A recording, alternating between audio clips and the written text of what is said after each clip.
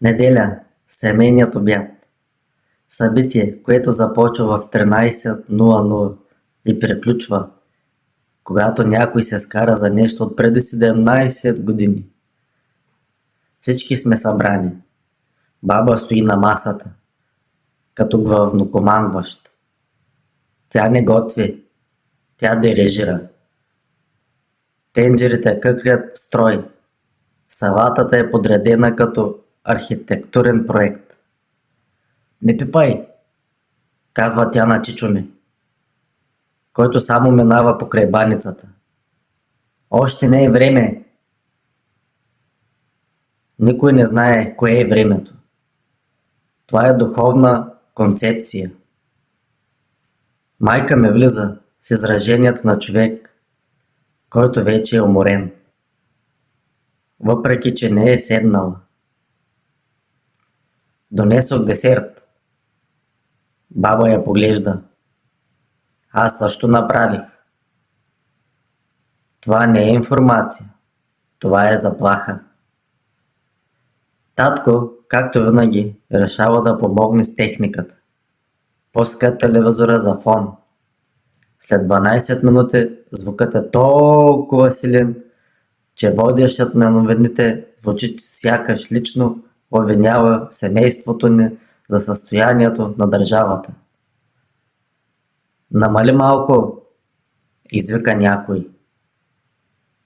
Татко намалява до 0 и после не може да го върне. В този момент чичо ми започва класическия разговор.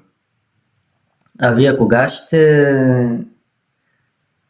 Всички знаем как завършва това изречение. Той има много версии. Кога ще се ожените? Кога ще имате деца? Кога ще се купите апартамент? Намирате ли си истинска работа?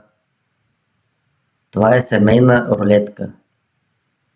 Братовчет ми, който е на 7, решава да демонстрира новия си талант. Битбокс. Започва да издава звуци като развален прахосмукач. Кучето се включва.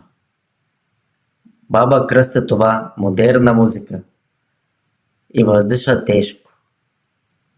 Сядаме на масата. Всички говорят едновременно. Някой разказва за съседа, някой друг обяснява защо доматите вече не са както едно време. Дядо тихо се сипва още от салатата и кима философски, без да е чул половината разговор. И точно когато всичко изглежда сравнително спокойно, идва темата. Помните ли онния случай преди 20 години?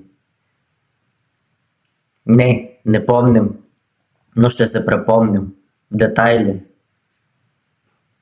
Гласовете се вдигат, жестовете стават по-широки. Хлябът лети леко във въздуха. Някой става драматично от масата. Някой друг казва: айде стига. След 5 минути всички пак ядат. Десертът се сервира. И двата. Никой не признава кой е по-вкусен. Това е мълчалив, мирен договор. В края на обяда всички въздишат тежко. Сяка са участвали в олимпийска дисциплина. Емоционален маратон. Разотиваме се с кутии храна за вкъщи, защото явно сме готвили за батальон. И докато се тръгвам, чувам баба да казва: следващата неделя пак ще се съберем. И въпреки всичко ще отидем.